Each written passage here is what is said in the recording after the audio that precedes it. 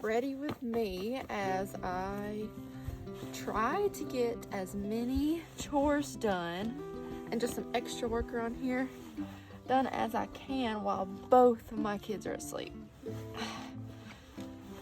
I got a lot to do, and the only way I can get it all done is when they're sleeping. This is Grits and Brownie. They are a little Silkies. They're both hens. All right.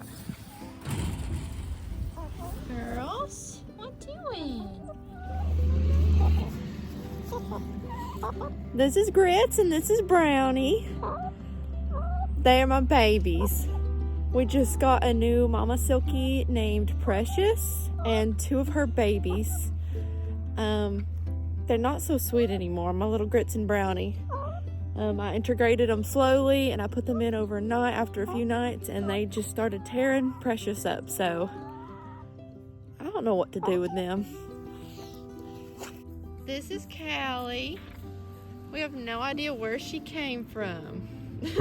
She just kind of showed up and stuck around. Wow. They never lay me any eggs in the nesting box for some reason. But, hold on. There's some.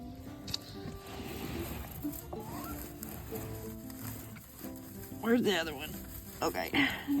2 eggs. This is our little setup for, we've got 2 baby Silkies and then a mama Silkie. One's a roux, one's a hen of the babies. Wow. Excuse me. All right. I already got them fresh water earlier.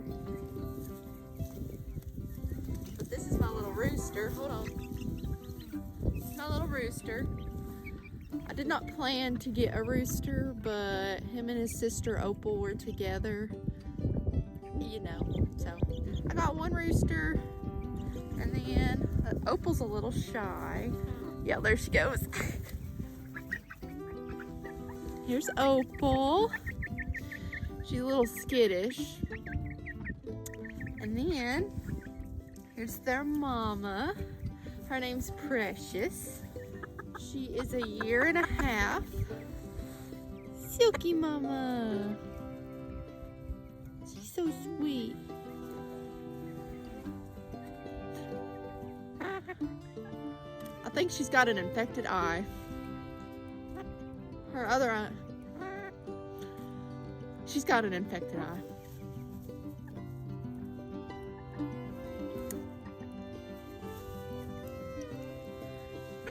I don't even know what to do for that. I'm gonna have to figure that out. I am showing y'all the realness around here.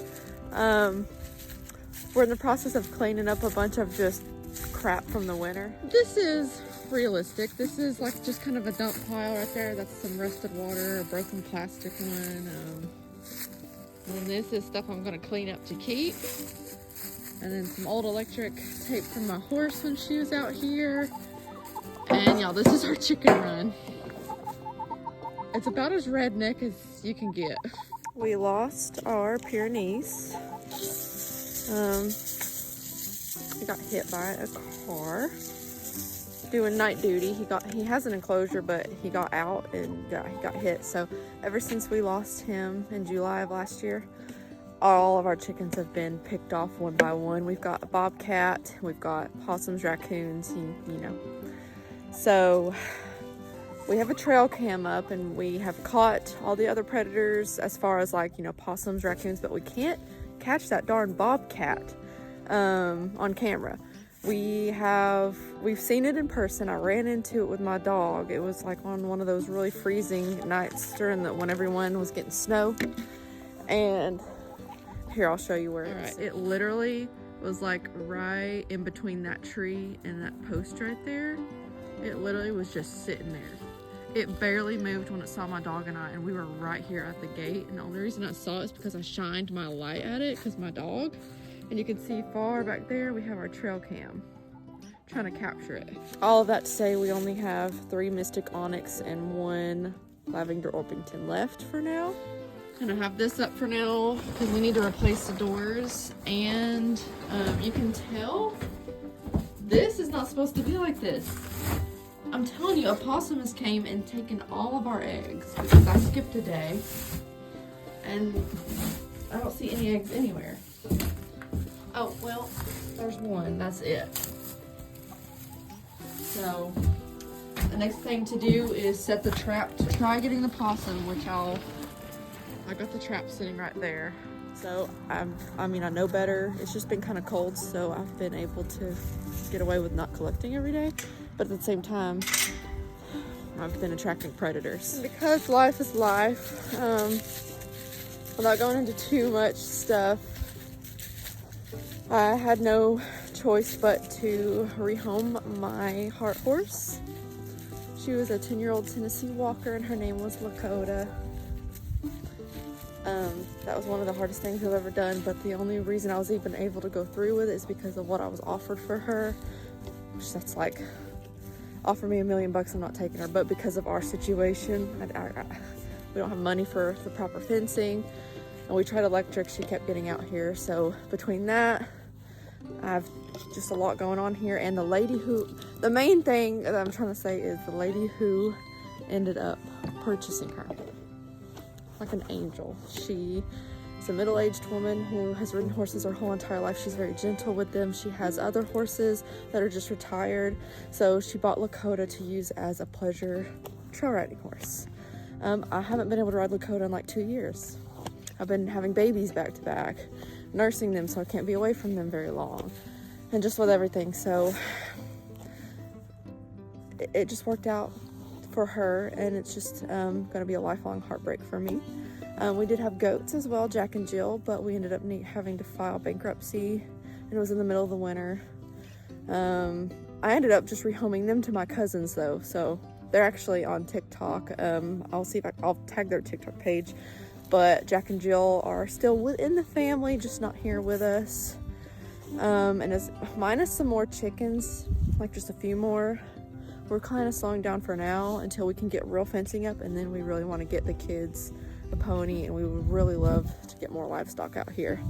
But in the meantime, it's mainly just chickens, cats. We've got a bunny named Thumper, and he's an indoor bunny. You'll see more of him later.